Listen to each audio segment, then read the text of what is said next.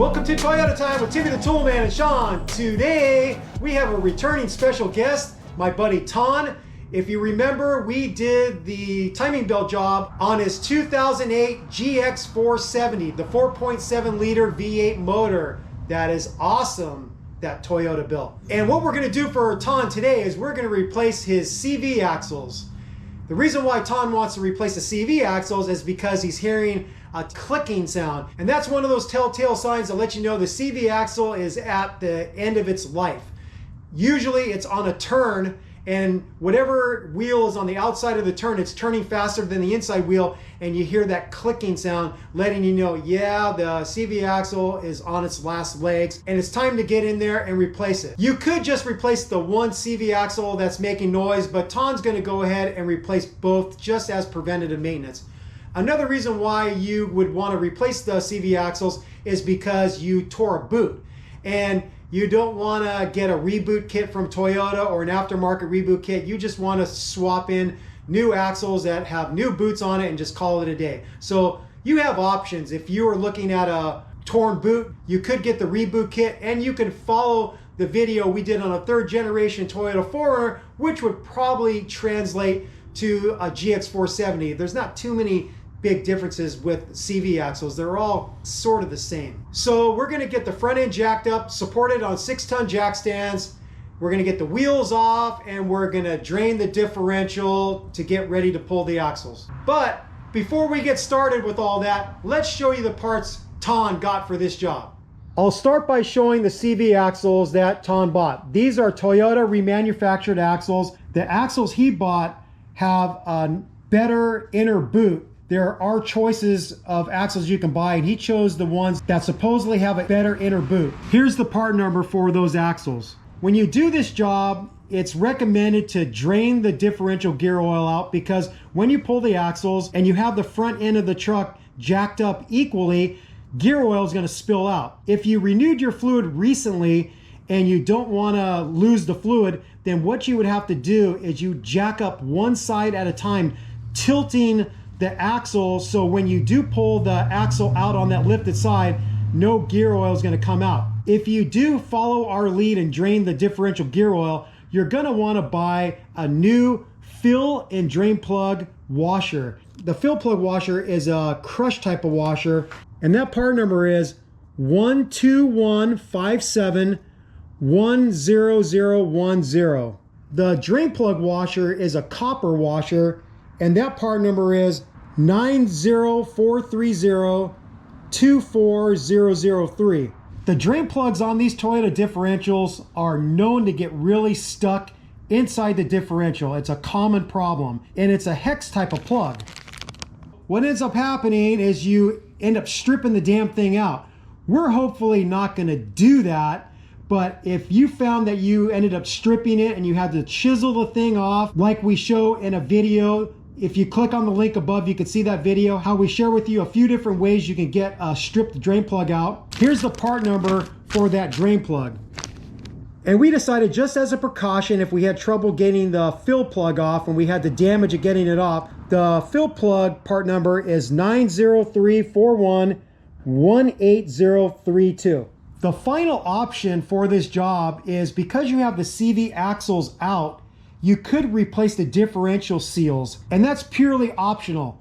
If you found that the seals aren't currently leaking, you can just go ahead and leave them in there. You don't have to replace them. But if you're one of those types that says, well, I'm in there and I have the CV axles out, I may as well replace them now, here are the part numbers for those differential seals. This one right here is a bigger seal, and that goes on the passenger side.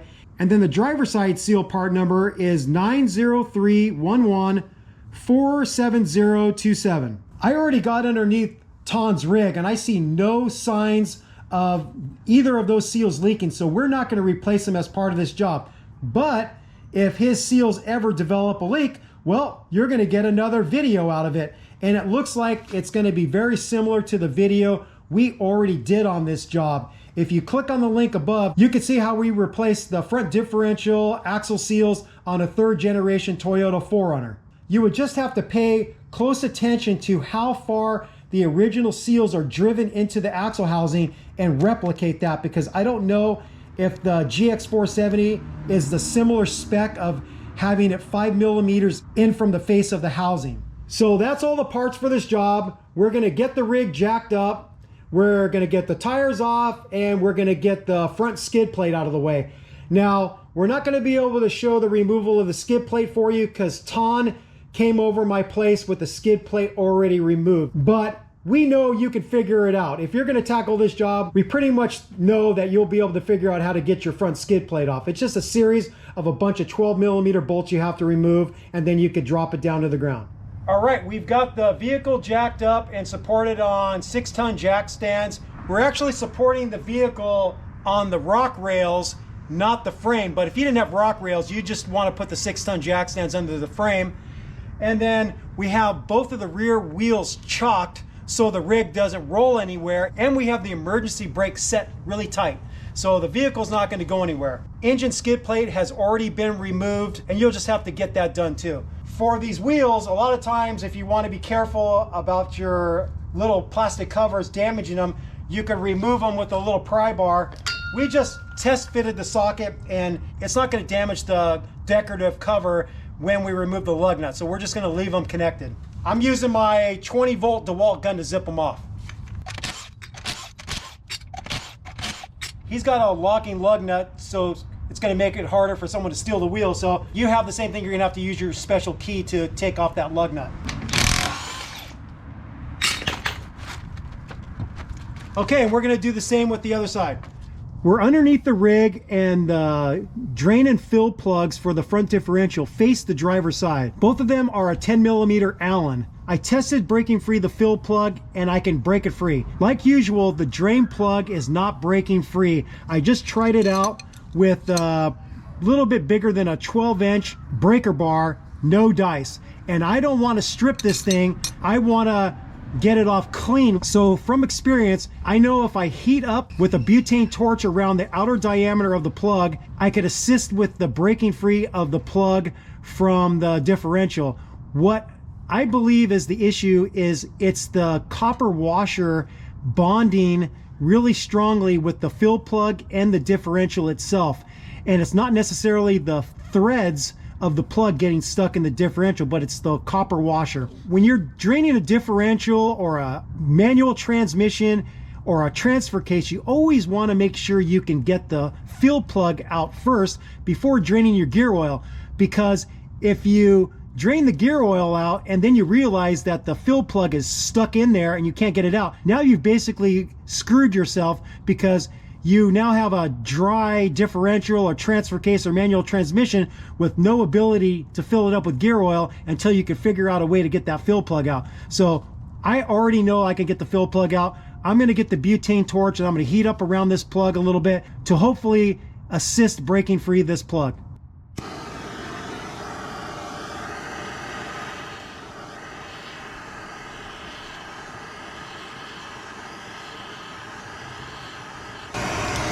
I'm going to give that a shot.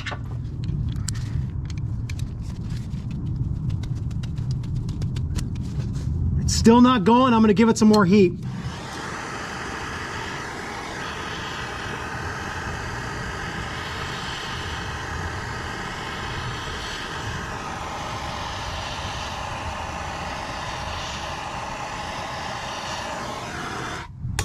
Okay, let's see where that gets us. There it goes! Yay! We did it! This is what you want to do. You don't want to strip this Allen drain plug. You just apply some heat, try it out. Give it a fair amount of force.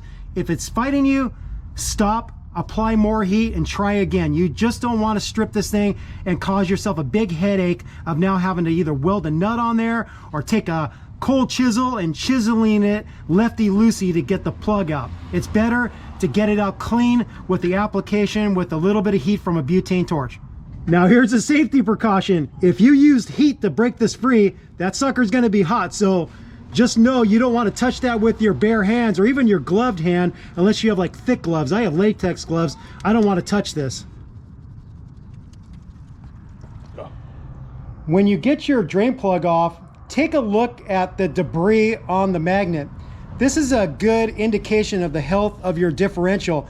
I see just a little bit of minute metal sludge on it, and that's totally normal, especially if it's been a long time since you've drained it. So I would say, just based off of what I see on the magnetic drain plug, that the health of Ton's front differential is really good. It's in good shape. Now, if you saw bigger chunks on there, that would lead you to believe that there's a bigger problem, that you're having some damage to the gears or maybe some bearing material. So his differential, to me, looks like it's in pretty good shape. The next thing we're gonna do is remove this axle hub cover. Now, I could already see that a previous mechanic or a previous owner didn't know the right technique to getting this off because it's dented. Let me show you. You see that little dimple there? That's because they used too much force with whatever they were using, a screwdriver, pry bar, and you don't have to mangle these dust covers if you use the right progression of tools. And I'm gonna show you the right way now. So the first tool I'm gonna use is this little wedge tool. It's part of like probably an air hammer kit, but if you just had like a thin blade screwdriver, you could do the same thing. I'm just gonna get a little bit of gap starting with this. And then I'm gonna switch to a smaller cold chisel. Then I'm gonna go to a bigger cold chisel. And then once I got a bigger gap, I can get in there with a pry bar and pop it loose and do no damage to the cover. So I'm gonna have the little wedge facing outward, and I'm gonna use my ball peen hammer and strike it. Got a little bit of a gap. I'm gonna turn it. God, your brakes are stiff, man. There's a lot of drag. Okay, I've been all the way around with the small tool. Now I'm gonna graduate to the next size cold chisel.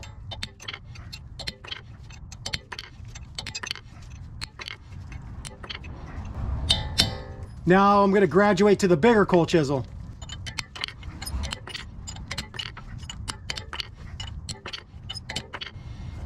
Okay, that should be good.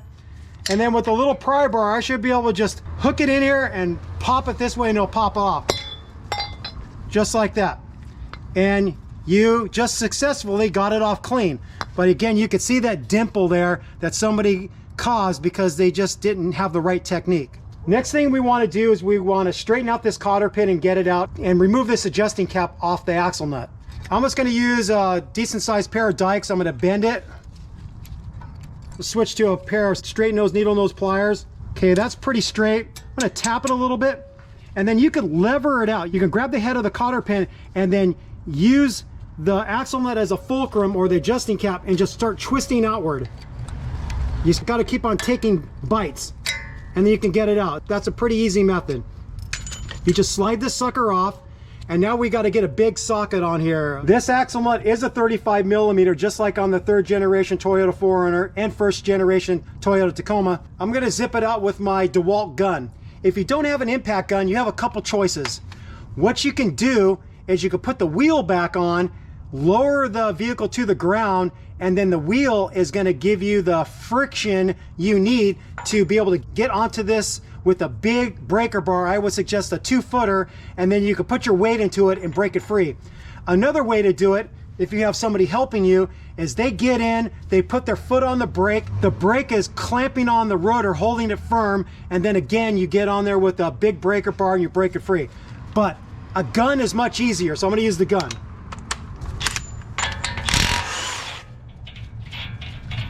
And just like that, it's off. The next thing we want to do is remove the ABS sensor. It's held on to the steering knuckle with a 5 millimeter Allen bolt. I'm going to break that free with a 1/4 inch ratchet and about a 6-inch extension and a 5 millimeter Allen socket.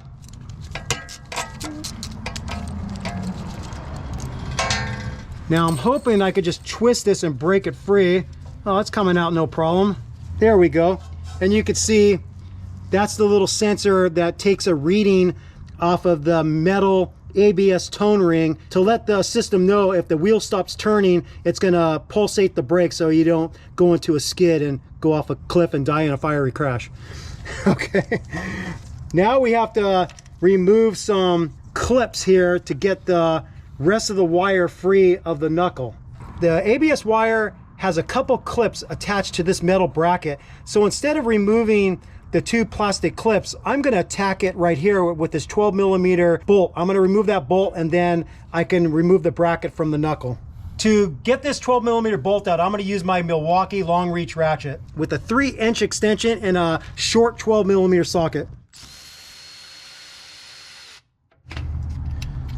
Okay, so it's free this far. There's another clip over here, and then there's a zip tie we have to clip, and then I think that's it. The ABS line will be free of the knuckle. Looking from the backside facing forward, here's your brake line. There's a plastic clip that plugs into a metal bracket on the knuckle. I'm just gonna compress that with a needle nose pliers and push it through the bracket. There we go, and you can see that it's free. Now, I was mistaken. This thing is zip tied on, but I could just tackle it right here with a 10mm bolt, and then I could free this bracket that the line is zip tied to.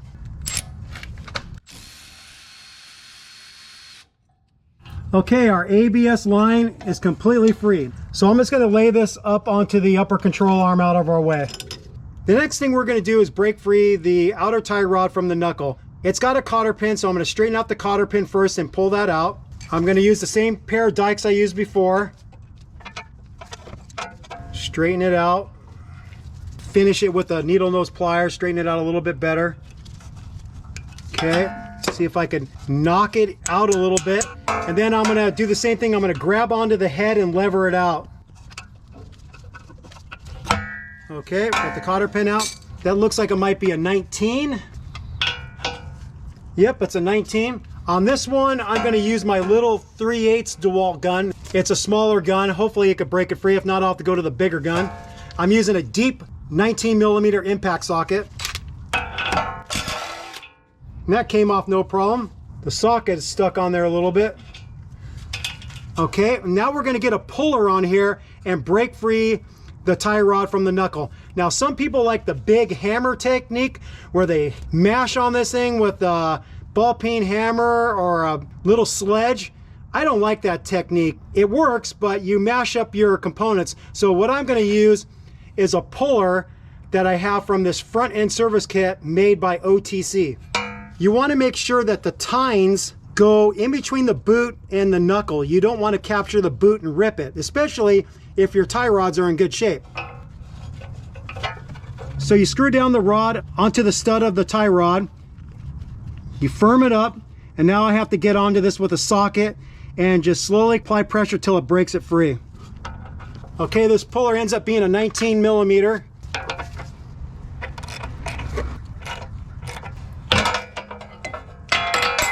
That broke free pretty easy.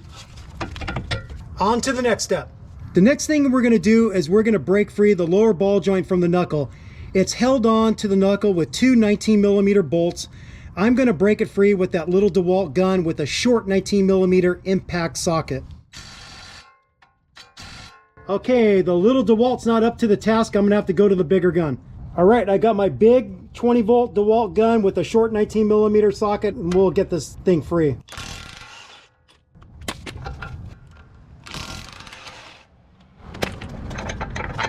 Okay, now you can see the knuckle is completely free of the lower control arm. Now we want to push the CV axle through the hub. If you're lucky, you could just push on it, yeah, and I could push it with my hands. If it was stubborn, you could hit it with a plastic mallet or a brass hammer. Just don't use a steel hammer, because then you'll mar the axle, and you don't want to do that, even though you're maybe replacing it. So I'm gonna be pulling on the whole knuckle. I'm gonna be pushing it out, and then reaching behind and freeing it. So now the CV axle is free of the knuckle, and then we could just like turn this over here and get it mostly out of our way. If you found it wasn't out of your way enough, then you could maybe take some baling wire and tie it up out of the way. And I think I might do that just to make it easier to get the CV axle out and the new one back in.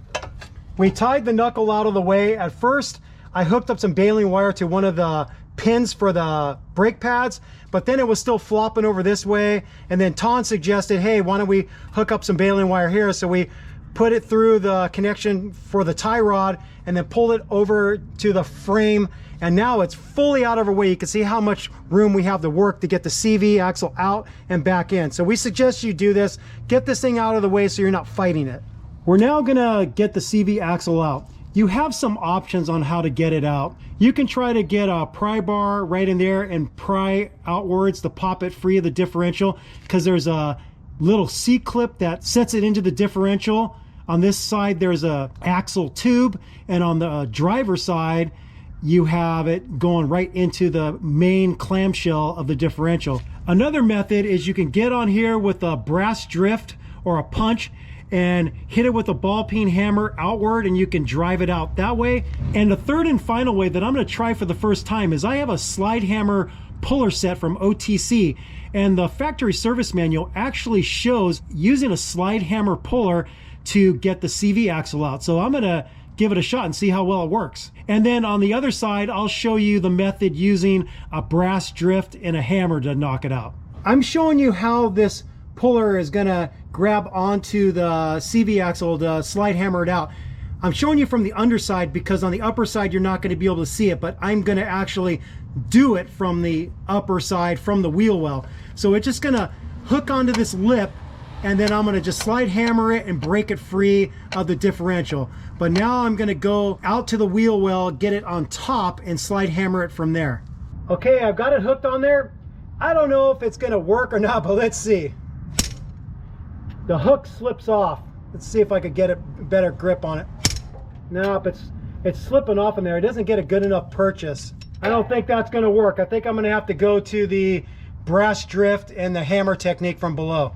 One thing that I like to do to make the removal of the CV axle easier is I tie up the CV axle pretty much parallel to the ground, because when the CV axle is straight, it's gonna come out of the differential easier than if you let it flop down. Now it's at an angle and there's a little bit more resistance for that clip to free of the differential. So tie it up with some baling wire or maybe a bungee cord to the upper control arm is a good spot. That will facilitate the removal. So now I'm gonna go underneath the rig with a brass drift and a ball peen hammer, and I'm gonna try to knock the CV axle out of the differential. On second thought, I think I'm gonna try the pry bar first. I just got a little short pry bar, like a 12-incher, and I'm gonna get it in between her and just pop it out a little bit, see if I can free it.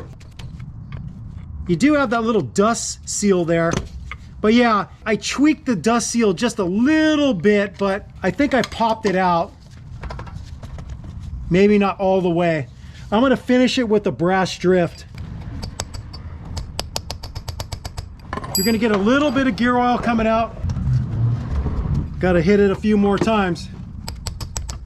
There we go, it's finally out now. And we've got our CV axle out. Not only was the CV axle clicking on this passenger side, but the boot was ripped too, so he was losing grease. This is a common failure point of these boots, right at the ribbed connection to the more solid, thick rubber piece that clamps onto the shaft of the CV axle. These were definitely due for reboot, but since they were clicking, it's better to just replace them because they're damaged. All right, that's pretty much it to getting the CV axle out. Now we're going to show you how to get the new one in.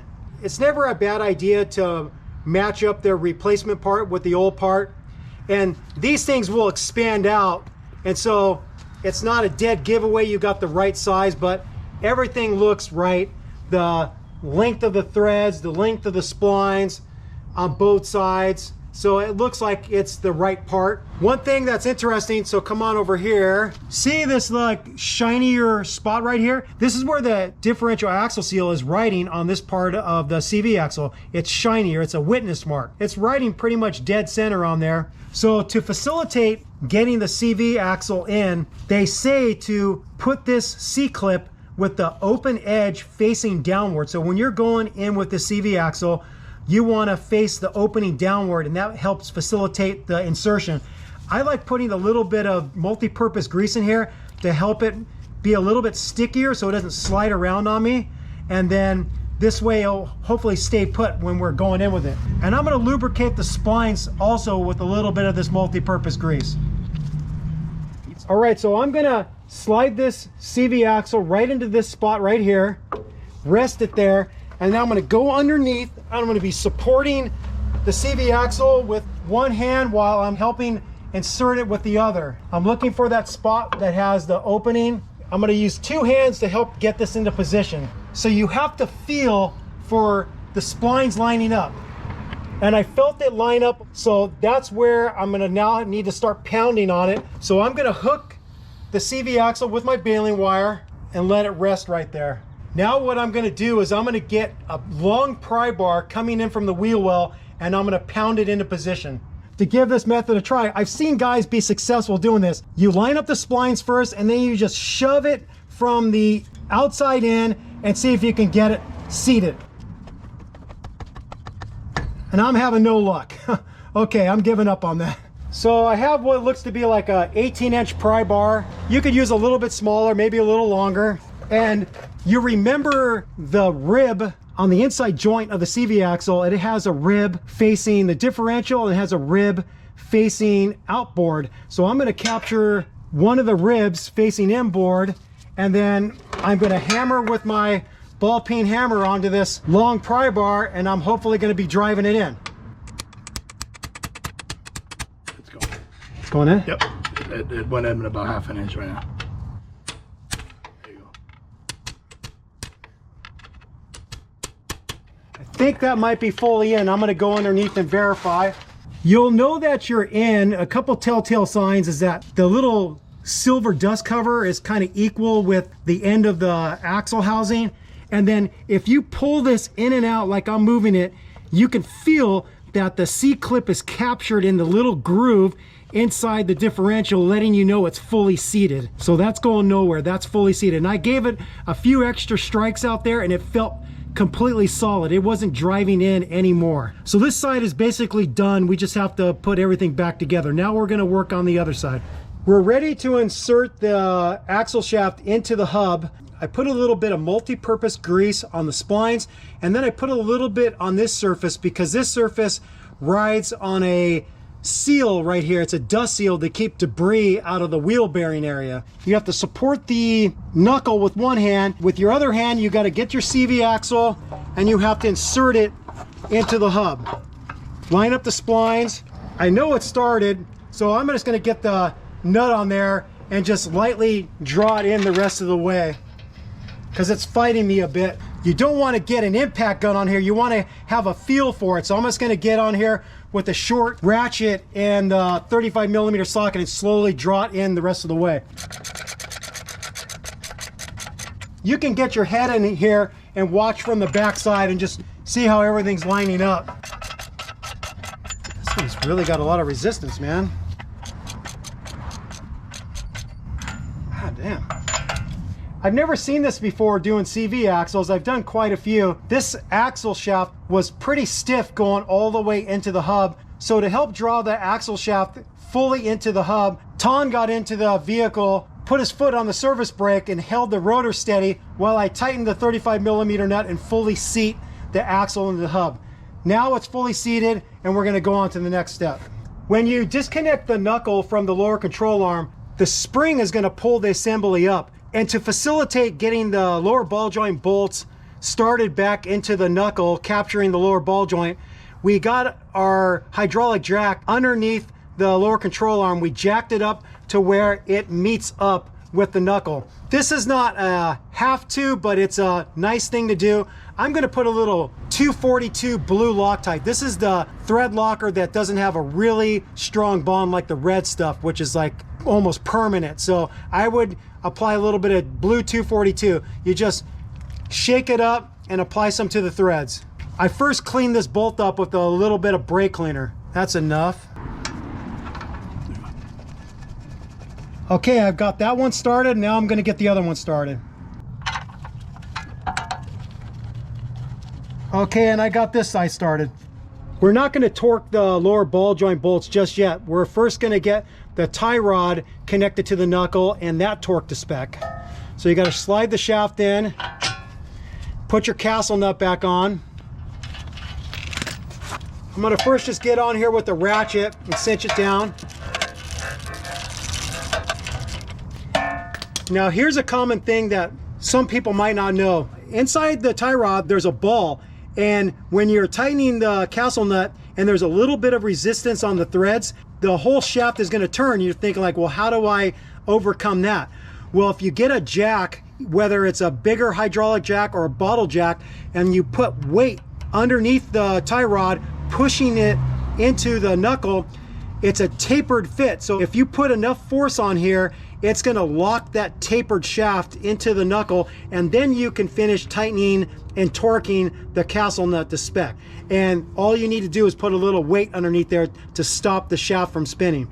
The torque spec for this castle nut for the outer tie rod is 67 foot-pounds. I'm going to use my CDI torque wrench and tighten that to spec. Okay, that clicked. And now you have to see if you got lucky and one of the holes lines up. It doesn't look like either of them line up. I might be able to get the cotter pin in that one. I'll give it a shot. There's 2 holes to choose from to get a cotter pin on these outer tie rods. Okay, I actually got one to fit. I'm going to take my straight nose, needle nose pliers and grab onto the cotter pin and bend it over the top of the nut. And then you can push the other side down. If you ended up using a longer cotter pin and you have a lot of tail, you could just clip it off with a set of dikes. So now the outer tie rod is properly connected to the knuckle, torqued to spec with a brand new cotter pin.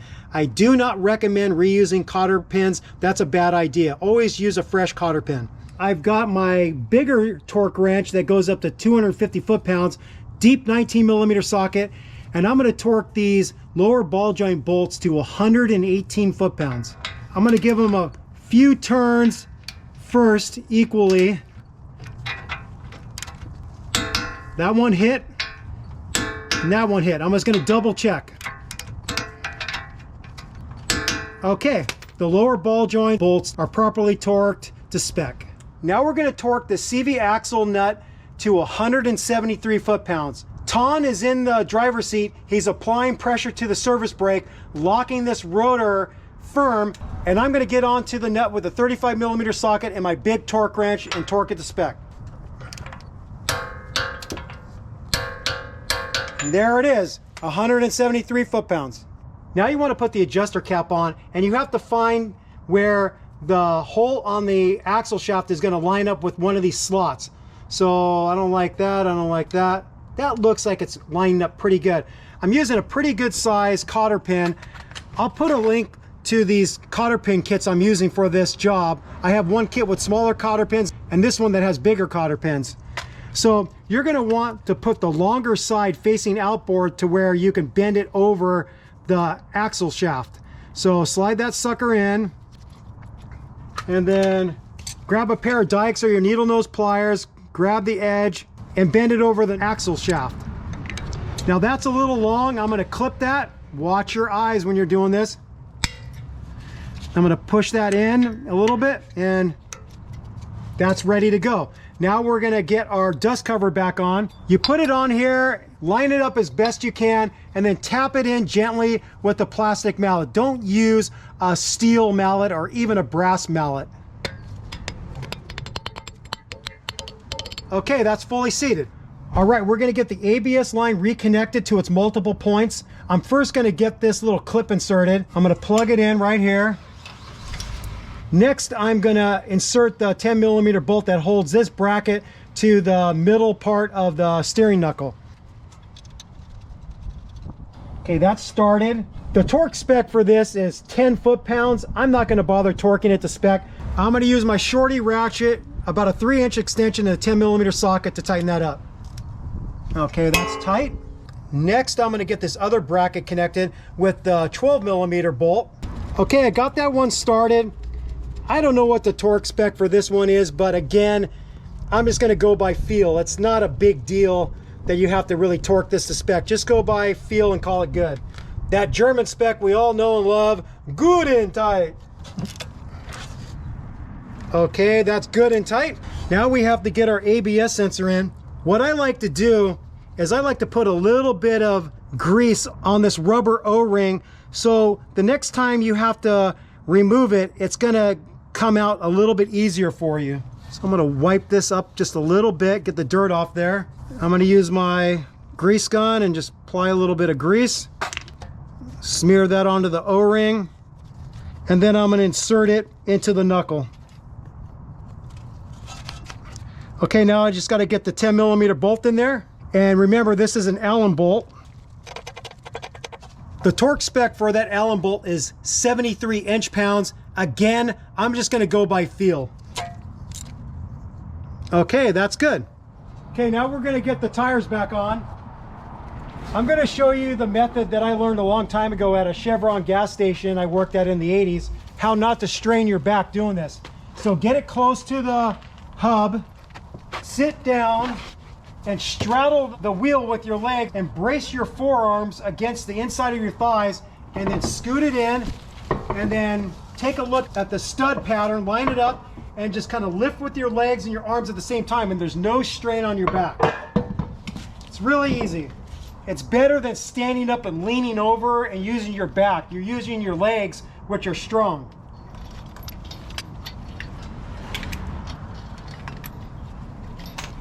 Okay, they're all started, and I'm gonna get them cinched up snug first with the gun. I have it on the #1 setting, which isn't a strong setting, so it's not gonna over torque them. When you hear it chugging at the end, it's just getting them to a very light spec.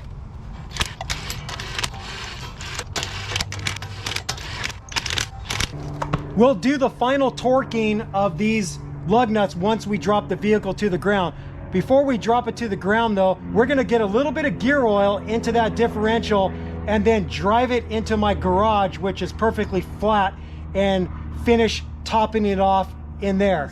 We're gonna cinch up the drain bolt first and then start filling it with a little bit of gear oil. I looked in the factory service manual, I couldn't see a spec for this, but you really don't need a spec for this. What you really want to do is don't go crazy with tightening this drain bolt and the fill bolt really tight. Get onto it with a shorter 3/8 ratchet and cinch it up. You don't want to use a lot of leverage with a long 1/2-inch drive ratchet or a long 1/2-inch drive breaker bar. That would be a big mistake. Knowing that this drain plug can be very difficult to get off because we had to use heat to get it loose.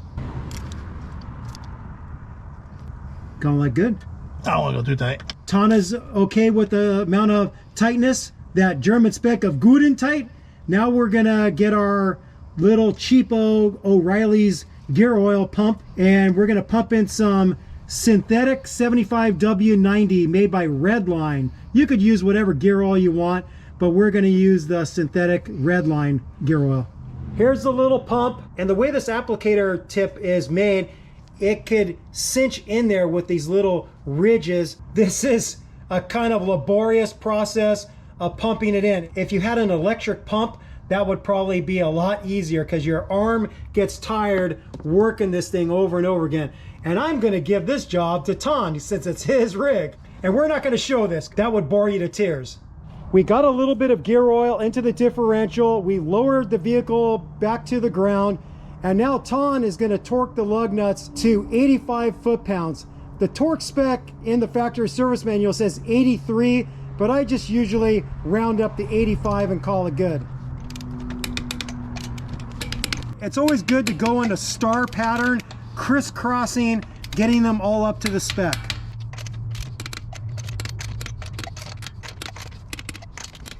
All right, we're going to do the same with the other side. Like I said, after we got the wheel lug nuts torqued to spec, we drove the vehicle into the garage, which is flat, and Ton finished filling the front differential with the 75W90 gear oil. The way you fill a differential, a transfer case, a manual transmission, is you keep on pumping gear oil into there to where you see gear oil spilling out of the bottom of the threads of the fill hole, letting you know you're full. And then you just get your fill plug back in there and tighten it either to the torque spec if you have it, or you just go by feel like we did, using the 10mm Allen socket. So this concludes the video. As you saw, it's pretty straightforward. You might be asking yourself, hey Timmy, why did you bother showing this CV axle replacement when it's basically the same as the 3rd generation Toyota 4Runner?